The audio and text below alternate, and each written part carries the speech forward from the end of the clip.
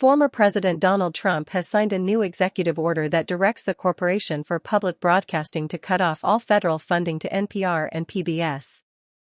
This bold move is already making waves across the media and political landscapes. According to the administration, the decision is rooted in concerns over what they describe as biased coverage and the promotion of radical, woke propaganda by these organizations. The White House stated that taxpayers should not be forced to fund media outlets that do not represent their values.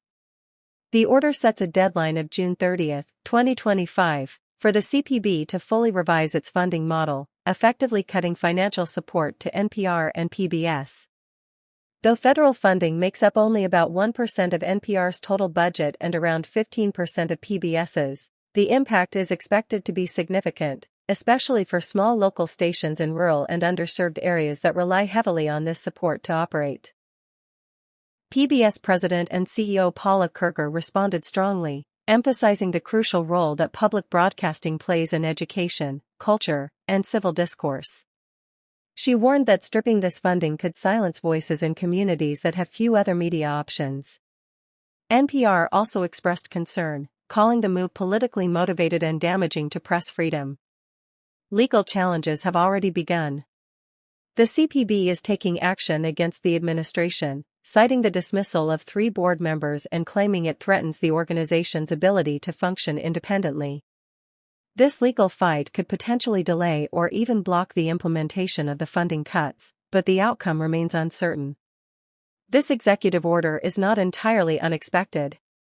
Trump has had a long-standing criticism of what he calls the mainstream media, and both NPR and PBS have been frequent targets during and after his presidency.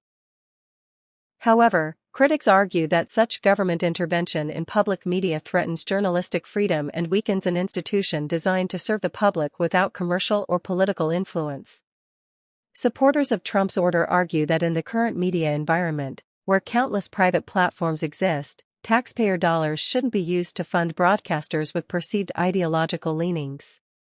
But opponents stress that NPR and PBS are among the few outlets focused on in-depth reporting, educational content, and programming for children and underserved communities. As the June deadline approaches, the situation remains tense. Will public broadcasting survive without federal support? Will the courts intervene? Or is this the beginning of a new era for American media? Only time will tell. If you found this update informative, don't forget to like, share, and subscribe for more news breakdowns delivered in simple language. Thanks for watching.